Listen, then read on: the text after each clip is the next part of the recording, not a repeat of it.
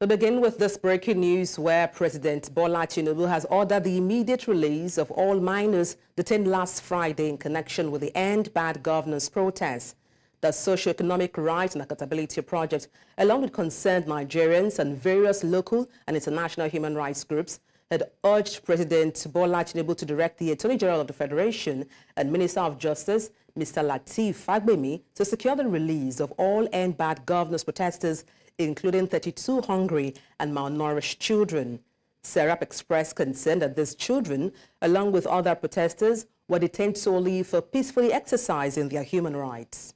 The group warned that the continued detention of protesters could deter other people from exercising their right, adding that if the president does not act within 48 hours, they would pursue legal action.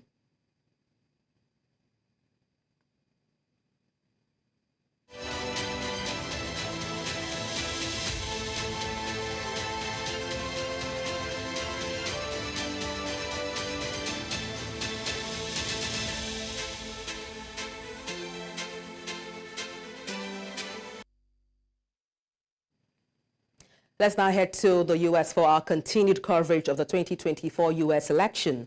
Kamala Harris and Donald Trump have battled across swing states this weekend, urging voters to decide in one of the most intense U.S. elections in modern history. Harris has encouraged Americans to turn the page on Trump's divisive politics, while Trump continues his push for a political comeback. With less than 24 hours until Election Day, close to 100 million early ballots have been cast, with more expected before polls close. Both candidates had rallies in North Carolina, while Harris addressed supporters in Georgia, and Trump made additional stop in Virginia. Harris continued her campaign in Michigan, while Trump plans rallies in Georgia, North Carolina, and Pennsylvania.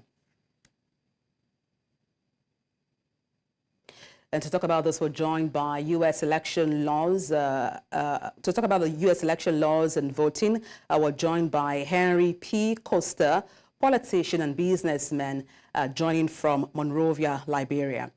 Let me kick off by asking what's the main federal laws governing voting rights in the U.S. and how do they work to protect voters across states? Well, thank you very much for having me. It's a pleasure to be here. I wouldn't call myself an expert on U.S. election laws, but across the 50 states and the territories, there are slight variations of the election laws. For example, in Pennsylvania, which is the #1 swing state in this particular election cycle, they don't get to announce, or they don't declare early or begin to announce early voting results until on election day. In states like Georgia, which is also very, very important, people get to, so there are variations of election laws. The United States is a mosaic. It's not, like a monolithic country like Nigeria or Liberia. So, but you're right, 78 million folks have voted already across the country, which is more than 50% of the people who voted in 2020. So these are record numbers that we're seeing.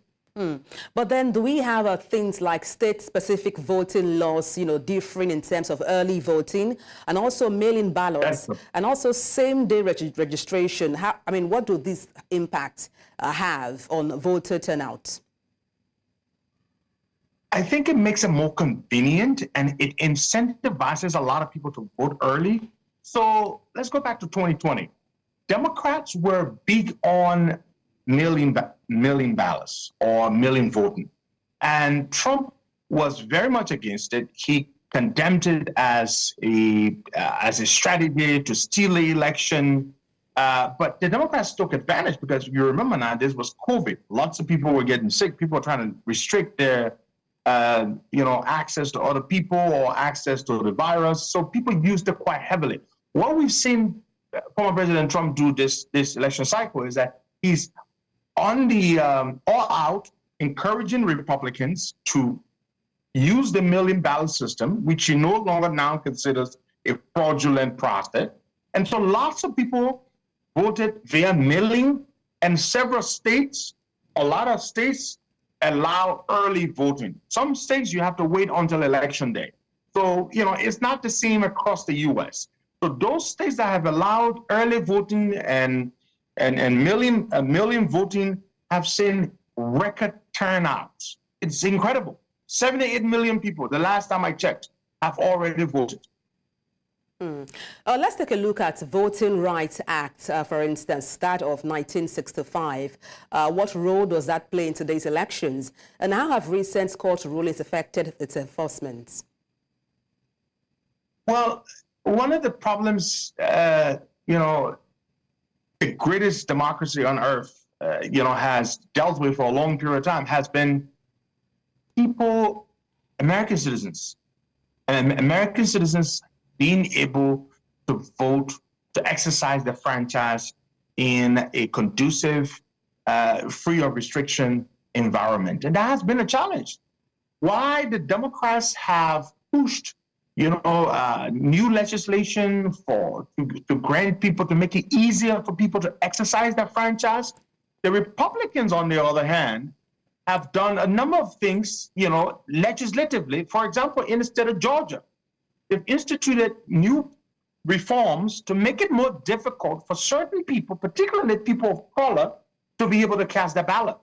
So it is a challenge. And the reason why it's a big challenge is there's not so much the federal government can do on a federal front, because the states reserve certain rights that they can institute at the state level. So in states that are Republican-controlled, Republican-led, you see more and more, bottlenecks and, hurdles put in the way of people. And in states that are Democratic-led or led by Democrats, you see, easier access to voting. So, the Republicans don't want a lot of people to vote, it seems. The Democrats want a lot of people to vote. Yeah. Now, talking about bottlenecks and challenges, how does, for instance, voter ID law vary between states? And what are the main arguments, for and against stricter voter ID requirements? Well, there are some states, the states that make it easier. They have a shorter list of requirements. You can have a driver's license. You should be able to vote in some states with a driver's license. Some states would require your birth certificate. Some states would require your passport. And some of these documents, a lot of Americans don't quite travel outside of America quite a lot. And so a lot of them don't feel the need to have some of these documents handy. So they have all kinds of bottlenecks in place in some of these states, but some states make it easier for people to vote. And, a driver's license should suffice. A national ID should suffice. Whereas some states, they have a whole long list of documents that you have to present in order for you to be able to vote. They don't outrightly say you cannot vote, but it just makes it more difficult for people to vote. Now, do you think security will play a role in this election, looking at recent changes in election laws addressed? And also, can it heighten concerns around election security and, of course, voter access? Oh, it's a big issue. As we speak, the last time we had, the U.S. had general and presidential elections was in 2020. That was when President Trump was in the White House. This time is President Biden that's there, and Kamala Harris is sort of the incumbent running for election. So already serious security measures have been instituted. They have barricaded the White House. They've barricaded Congress. They've done all kinds of things, instituted all kinds of measures on the federal and at the state level to ensure that people don't get to go berserk like we saw in 2020 and the months after the 2020 election. President Trump and his base, his MAGA base, have already started stoking fears. They've already started with stop the steal. We've seen in a number of places where frivolous lawsuits have already been filed against things that supposedly haven't even have happened, but in reality have not happened. He's preparing a stage to claim that the election was stolen if he's not declared a winner. That's what he's trying to do. So yes, a number of security measures have been instituted to prevent chaos. So, I mean, tensions are high, very high. Let's talk some more about level playing field and, of course, fairness. What are the current legal standards for voter roll maintenance, and how do states ensure these processes are fair and accurate? Well, again, I don't know that much about the mechanical aspects or infrastructure, but all of the so-called fraud allegations that were brought in the wake of the 2020 presidential election were either frivolous at best or completely asinine at worst. And they were thrown out by the courts across the U.S. because they had no merit. I say this to say that the U.S. system is very, very, very solid. It's nearly foolproof. It has worked for decades and decades and decades, and they keep improving their systems. It's not an easy thing for somebody. It's not like, I'm sorry to say, like in Nigeria, when you had your last presidential election, people were saying, oh, they changed the voter roll, like in Liberia, those kinds of allegations would, be made, and some of them would actually carry some substance or some iota of truth. But in the United States, it's hard to see where, one party could possibly rig an election in one state. It's very hard to see that happen. And they also have poll watchers, as we call them here in Liberia. Representatives of the various parties are represented. Agents are represented in the various voting booths or voting rooms to ensure that nothing untoward is allowed to happen. So it's almost impossible, to see fraud take place, because the system is not manual. The system is digital, but there are layers of it that ensure that it cannot be tampered with. So there are several layers of security to ensure that there is free and fair election. Now, still talking about security, do you think, the Department of Justice has a role to play in enforcing voting rights protections, particularly in states with a history of restrictive voting practices? On the federal level, for example, there's a piece of proposed legislation currently before Congress. It's been there for a while. It's named, I believe, the John Lewis Voting Right Act or Voting Right Bill. That bill has been there for a while. Democrats have tried unsuccessfully to drive it through. But of course, with the Republicans controlling the House, it has failed, to pass.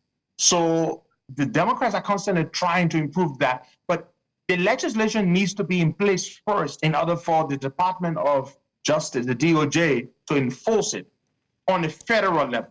But still, there's, the way the U.S. is structured, the states still get to have a loophole around that to come up with regulations or policies or laws to undermine federal laws that guarantee, easy access to exercise one's franchise.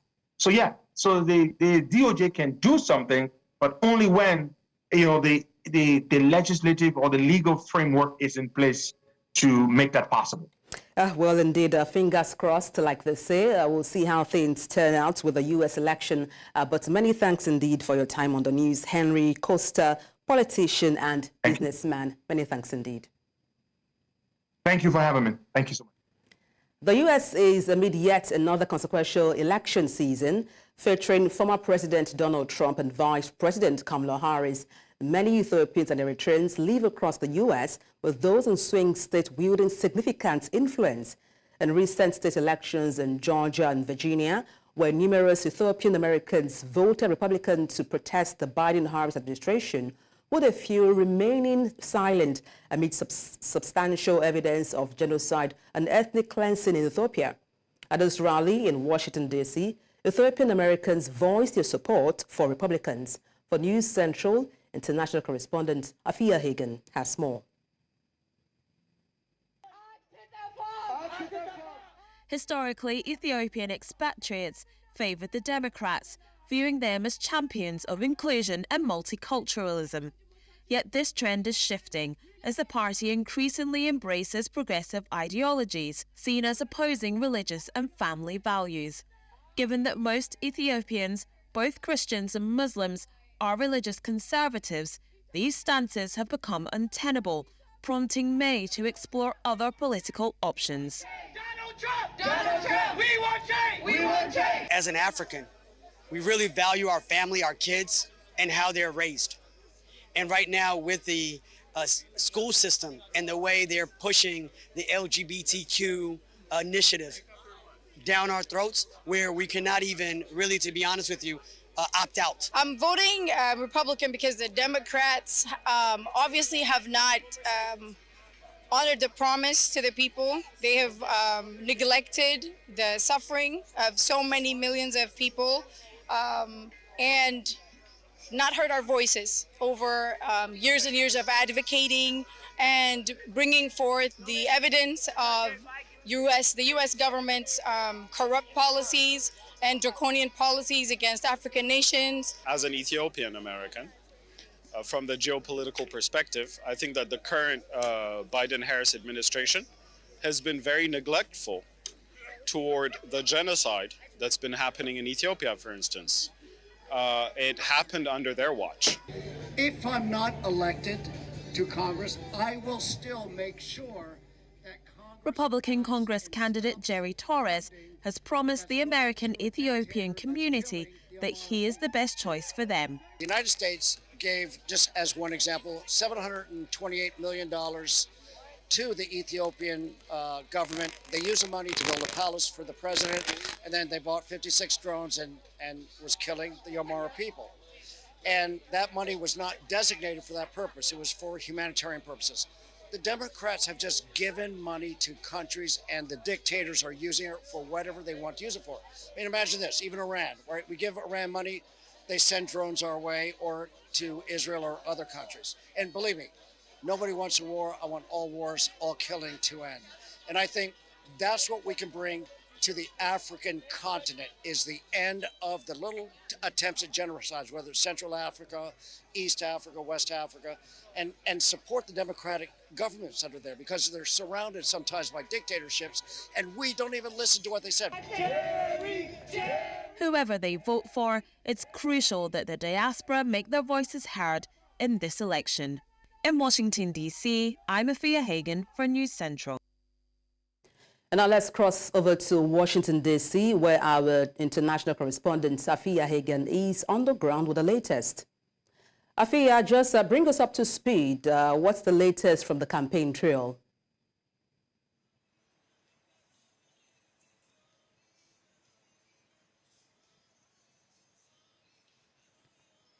The campaign trail today is really focused on Pennsylvania, and that's where Vice President Kamala Harris will be campaigning. She's making a few stops in this very important swing state. She is going to be starting off in Scranton, where she's going to be delivering opening remarks in a canvas kickoff, and then she's going to be in Allentown. Now that is a really important area. It's a big Latino area, a really big Puerto Rican population there, and there she's going to be joined by legendary artist Fat Joe. Then she's going to be in Pittsburgh with her husband Douglas Emhoff, and then she is going to end the day in Philadelphia, the seat of government, I suppose a lot of people call it, in the United States. And there's going to be a big concert there. Fat Joe, like I mentioned, will be playing, as well as DJ Cassidy. Lady Gaga is going to be playing there as well. The Roots and Oprah Winfrey is going to be in attendance at that rally as well. It's billed as like a final concert of this election campaign.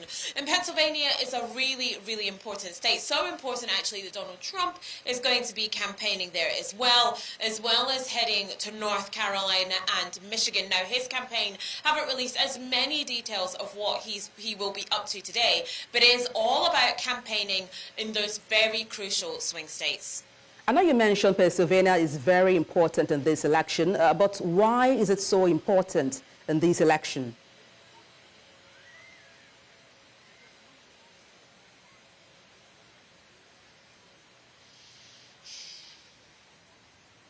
Afia, I was asking why you mentioned Pennsylvania being so important in this election.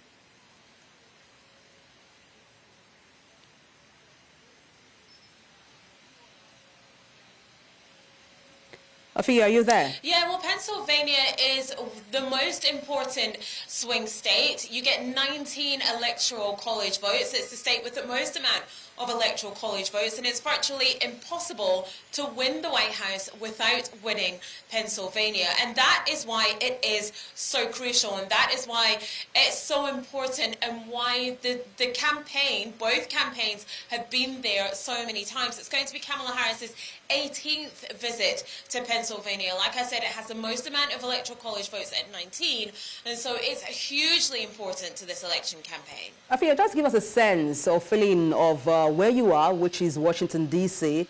What's the feeling like right there?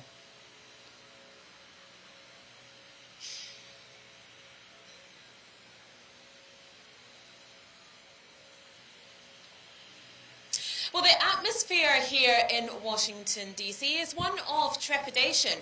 I mean, where we are right now, around this area of the National Mall, is being heavily barricaded. Barricades that weren't here before when I arrived a couple of days ago have been put up, especially around the White House. And as we've been around town and talking to people, people are a little bit afraid. Shops are boarding up. Some shops closing early today and closing completely tomorrow. Some buildings already boarded up. And yes, people are around where we are now. Town is still relatively busy, but there is definitely a sense of trepidation. People worried about what could potentially happen today and into tomorrow. And that is all about what happened here on January 6, 2021, when you had the Electoral College were certifying the vote and Trump encouraged people to riot and not accept it. Now, if a similar thing happens and Donald Trump encourages people not to accept the election result if it doesn't go his way, there are fears that there could be violence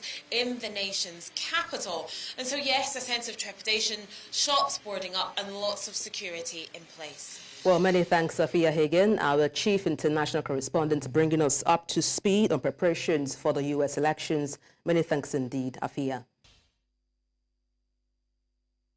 Thank you for staying tuned. We'll now come back to Nigeria, where President Bola Tinubu has sworn in 7 new ministers to his cabinet at the council chamber at the State House in Abuja. And this comes after their confirmation by the Senate on Thursday, during which all 7 nominees were confirmed after being screened individually. The new cabinet members took the oath of office in 2 batches, 4 in the first batch and 3 in the second, after their citations were read by State House Director of Information, Oladunjoye. The first 4 appointees include Idi Maiha, Minister of Livestock Development, Yusuf Atta, Minister of State Housing and Urban Development, Dr. Suwaib Ahmed, Minister of State Education, and Bianca Odimego Ojukwu, Minister of State Foreign Affairs, among others. When I head to the court, where the Court of Appeal has acquitted former Chief Justice of Nigeria, Justice Walter Onnoghen, of all charges related to his removal from office in 2019. This comes after a settlement agreement between Onnoghen and the federal government. The court has ordered the immediate unfreezing of Onnoghen's bank account, which was frozen during the investigation. This marks a significant milestone in Onnoghen's legal battle, which began with a suspension by former President Muhammadu Buhari in January 2019. The settlement agreement is legally binding document that outlines the terms and conditions agreed upon by both parties to resolve the dispute without further litigation. Earlier, Justice Ojeno, a lawyer and public affairs analyst, spoke to us on these developments.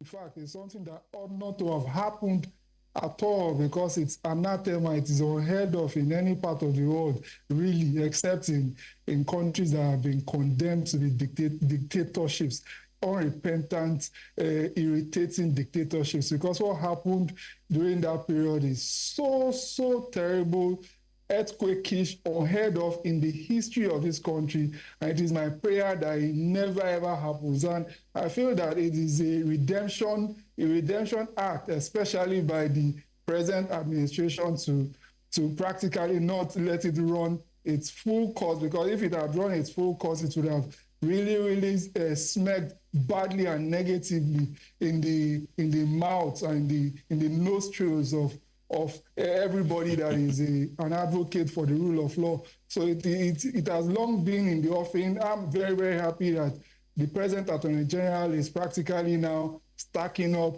a good streak of activities that are going to make his name indelible in the right side of history in Nigeria. Because yesterday or the day before yesterday, I heard that he called for the files of the minors who were practically paraded and unashamedly by the Nigerian state before the whole world, and accusing them of treason against the Nigerian state. And now he has also entered into... Staying with court matters, a federal high court in Abuja on Monday has ordered Godwin Omobayo, the embattled deputy governor of Edo State, to appear in person before 8 on November 26 over his alleged disobedience to court judgment. Justice James Omotosho, in a ruling, held that the order was to give Omobayo, the alleged contemnor, a fair hearing and the opportunity to defend himself in line with Section 36 of the 1999 Constitution as amended. According to the media reports, Philip Shuaibu, the deputy governor of Edo State, who was reinstated, filed a contempt charge against Omobayo, requesting he be imprisoned for allegedly refusing to resign from his position following a valid court ruling. Hundreds of Nigerians have stormed the headquarters of the Nigerian National Petroleum Limited in Abuja, demanding the resignation of the group managing director, Mele Kyari. The group, while calling for an end to the importation of adulterated fuel, also demanded immediate investigation into the sum of $4 billion spent on repairs of Port Harcourt's Warri and Kaduna refineries. Of the group. What happened to all the mineral resources at our beck and our call? We demand today, we are not asking for too much. When a leader has failed, in the Western world, he steps down willingly. It's only in Nigeria that in failure, you want to remain in power. Today, we are calling as a people, demanding that the leadership of the NNPCL needs to step down with immediate effect. Otherwise, Nigeria will be brought to a state of halt. Nigeria will be brought to a state of a standstill. And I believe Mr. President's good intention, which is renewed hope agenda, will not be changed to a renewed hope or a renewed hardship. When I head to Abia State, where the newly elected chairman of People's Democratic Party, PDP, Ahmad Abraham, says his first mission will be to reconcile aggrieved members of the party. And speaking shortly after his emergence at a Congress which he held on Sunday in Umuahia, he assures of effecting necessary corrections on things that cause their members to leave the party. Also, the chairman of the Abia State PDP Congress and Deputy Governor of Bayelsa State, Lawrence Erudapo, while explaining the process, commends the conduct of aspirants. I want to thank everybody, especially the delegates and all the contestants. They demonstrated the spirit of sportsmanship. We went through the process. 3 positions were for contests. All the other positions were for affirmation. And by virtue of our party rules, you still have to vote for affirmation. And so we did affirmation for the other positions. But for the position of the chairman, we had 6 aspirants. And of the 6 aspirants, 2 had their agents on ground, and others did not have their agent on ground. But at the end of the day, Ahmad Abraham scored a total of 1,264 votes. And by virtue of that, the next runner-up, the closest to him, was Oluku, who scored 395 votes. And so by virtue of the powers conferred on me, and he having scored the majority votes, is hereby declared the chairman of the party. For me, this is a new dawn. This is a new dawn for our party. I am also grateful. I appreciate all the contestants who took part in this process. And I am committed to pursue a very, very robust, constructive engagement and to make sure that we take Abia PDP to another level. Number 1, reconciliation. Reconciliation. Then number two, we are going to re-echo the ideals and the vision of our founding fathers. We are going to engage all those who have left our party. We are going to talk to them, and many of them are... The 5 Nigerian boys who were rescued from the den of traffickers in Ghana have arrived in Nigeria and paid a visit to News Central Studios. You will recall that 2 teenage boys, Daniel and Zil, who had been lured to Ghana in guise of job opportunities but ended up with traffickers who had deployed them to work in internet fraud activities, had sent out an SOS that got to News Central. Acting on the information from their family and following in-depth investigation, News Central had teamed up with Ghanaian Police Service to successfully rescue them and 3 other Nigerian teenagers and a Ghanaian on Monday, 28th October. The police also arrested 2 suspects who are helping with further investigation. And then we contacted the Ghanaian police and they told us to come down. And when we got there, we showed them the data we had and they were impressed as well. And like I said in the report, they didn't spare anything. They jumped right into, getting to the operation. They put up a team together, about 20 men, and we had 2 vehicles, swung to action, and we got to the location, found out the place was under lock and key from the outside and the inside. Eventually, we gained access and found the boys there. It's a thing of joy for us to be able to say that News Central championed what we believe will be a good cause. And that good cause is when we heard the story of some young people that we thought were kidnapped, but it turned out that they were lured from Nigeria into going to Accra in Ghana. So we followed the story. We got our investigative reporter to follow the story, and we covered, and we then got the engagement and the support of the Ghana police to try and rescue the boys. Fortunately, as you would have seen earlier today, the boys have been rescued. We went out to look for 2 boys that were said to have been taken from Ikota, trafficked to Accra in Ghana. But it turned out that there were actually 5 of them, all Nigerians, that have been trafficked from Nigeria to Ghana, and they were in the same household where they were being used for criminal activities. Probably my biggest lesson I learned from this incident that happened to our children is that whenever they are going out, the children should let the parents know where they are going. Not that children should just go out on their own without parents knowing where they are going. I'm advising them, children, not that we are mothers, we are not trying. We are trying our best. They should obey their parents, they should obey God mostly, so that at last it will be well with them. Children have to be contented with what they have. Don't always think that you are smarter than your parents, because your parents have seen a lot. No matter the offer, if it looks too good to be true, then it cannot be true, right? Because if somebody tells you you're going to do this and you look like this cannot be real, somebody is offering you ₦1 million and you know that your salary is 100,000 naira, you know that that person is going to do something that is unusual. After the break, Reps Committee denies accusing NUPCR of 32 billion naira fraud. Details shortly. Join us again. Thank you for staying tuned. The Public Accounts Committee of the House of Representatives has on Monday clarified that, contrary to report, it has not accused the Nigeria Upstream Petroleum Regulatory Commission of involvement in a 32 billion naira revenue leak scandal or failures to comply with Treasury single accounts protocols.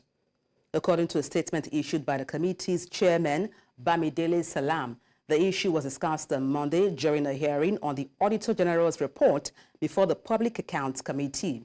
In a statement, Bamidele noted that the committee's focus is on safeguarding public interest, particularly in terms of revenue generation, and stressed that the committee had not made any allegation of financial misconduct against the body NUPRC. And let's now tell you that after about 3 months in custody, Nigeria authorities are arraigning the End Bad Governance protesters in Maiduguri for different alleged offences. The proceeding is ongoing at the Borno State Judiciary in Maiduguri High Court 10. The suspects were brought to the court under tight security as families and other relative troops in their numbers to witness the proceedings. As part of its ongoing recovery strategy from years of insurgency, the Borno State government is intensifying its focus on education. And this is as 103 selected indigenes from various local government areas of the state were awarded scholarships to pursue medicine and engineering courses at 6 universities in China by the Borno State government. Our correspondent Umaru Kirawa has details. A farewell ceremony for the 103 students from Borno, a state recovering from years of insurgency. The Borno State government is sending them to China to study medicine and engineering. His sponsorship has empowered us to pursue our knowledge and focus on our studies without the burden of financial constraint. With this scholarship, I will go there, I'll study and do what I'm meant to do and make sure to come back and prove to them that this scholarship did not go to waste. Borno State Governor, represented by Ahmed Jaha, stressed the scholarship recipients' 10-year bond of service to the state, ensuring that their education benefits the community. I must remind you that this government has invested considerably in your future. An annual budget of nearly 1.5 billion naira has been allocated for your tuition alone, in addition to a monthly allowance of $150 to support your upkeep. With this investment comes the expectation that you will fully commit to your studies and in time to the professional roles you will assume. Stakeholders emphasize the importance of good character and advise the students against drug use and other vices. You know, we have destroyed infrastructure, destroyed livelihoods, and a lot of problems. Yet, 1.5 billion by your number, divide it and do the maths. So the first big round of applause should go to His Excellency for this giant strike. You try and obey all the rules and regulations of the universities of China and the laws of the land. Because China, their laws and rules and orders, they are very strict. So once, if you violate any of their rules or law, then you'll be dealt with accordingly. We are cultured. Please carry that along to China and behave well. Secondly, face your education. Face your education. Without that, all of us here wouldn't be here. This initiative, according to the government, is part of the state's broader strategy to recover from the impacts of insurgency and develop a skilled workforce. In Maiduguri for News Central, Umaru Kirawa. The Nigerian Shippers Council, NSA, is pressing for the swift passage of the Nigerian Port Economic Regulatory Agency bill to boost Nigeria's standing in the African Continental Free Trade Area and strengthen its economy. The bill, which has passed the House of Representatives and is awaiting Senate concurrence, is designed to fortify Nigeria's maritime sector through comprehensive regulatory reforms. Our correspondent for Maritime, Nneoma Obiaswalo, has details.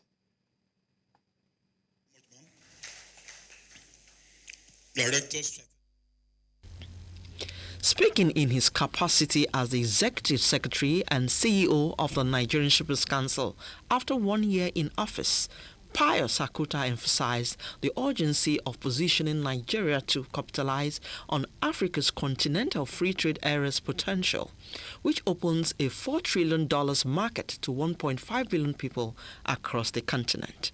The highlights were the Nigerian Port Economic Regulatory Agency Bill, which he described as one noble objective needed to bring about the efficiency of the sector. The movement of cargo is very crucial. If we cannot move our cargo from the seaport to the hinterlands, then at the end of the day, we are not able to achieve what we intend to achieve with the volume of trade that is coming in. The shipping subsector of the economy is crucial as the Nigerian ports are dependent on the arrival of ships. Partnership with shipping companies becomes imperative for trade and economic growth. Connectivity within the African regions remains a major challenge as goods often have to route through Europe before reaching other African destinations, which increases both time and cost. For instance, a ship leaving Shanghai port in China coming to Nigeria takes about 28 days to get into Nigeria. It takes about 34 days to get to Tema port. But the cost of coming to Nigeria is about $3,150, whereas that of Tema port is $2,150, a difference of $1,000 US. And this is being attributable to the cost of assurance. Now we are saying that why should you give us a cost of assurance of that much when you're talking about insecurity issues, but we're using the same channel to come into Nigeria and the same channel to go, the same body of waters to go into Tema. So we have had discussions with the DG of NIMASA to look at how we can deal with this issue of war zone, in terms of the additional cost to freight. The industry awaits Nigerian Shippers Council action plan going forward, which includes positioning Nigeria as a maritime logistics hub for Africa. Stakeholders also look forward to the outcome of the bill, concession agreements, collaborations on inland dry port, vehicle transit areas, and the repeal of the Shippers Council 1978 Obsolete Act, amongst many other reforms. In Lagos, for News Central, Norma Obiaswalo.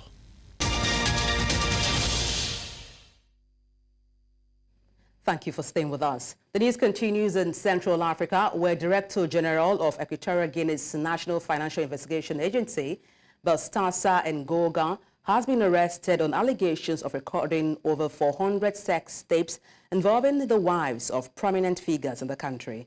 The scandals surfaced during a fraud investigation into the 54-year-old economist, which led to a sudden search of his home and office by NIFA officials. During the search, authorities discovered numerous CDs that revealed his alleged affairs with various married women. The tapes reportedly feature encounters with high-profile individuals, including his brother's wife, his cousin, the sister of the president of Equatorial Guinea, the wife of the Director General of Police, and wives of around 20 ministers, among others. In the world of sport, the National Sports Commission has approved the release of an investigative report examining the negative publicity surrounding Nigeria's participation in the Paris 2024 Olympic and Paralympic Games. The decision came after Shehu Diko took over as NSC chairman following a request by Mumini Alao, chairman of the investigative committee. The investigative panel, initially commissioned by former Minister of Sport Development, Senator John Owan Eno, completed its work and submitted its findings to Eno in a meeting. Although Eno initially scheduled a public presentation, but the event was postponed due to his reassignment to another ministerial role by President Bola Ahmed Tinubu. And that's all on the news. Let's take a look again at some of the major stories. President Bola Tinubu orders immediate release of detained minors. Court of Appeal acquits former Chief Justice of Nigeria, Justice Walter Onogan. Director General of Equatorial Guinea's National Financial Investigation Agency, Balstassa Ngoga, arrested.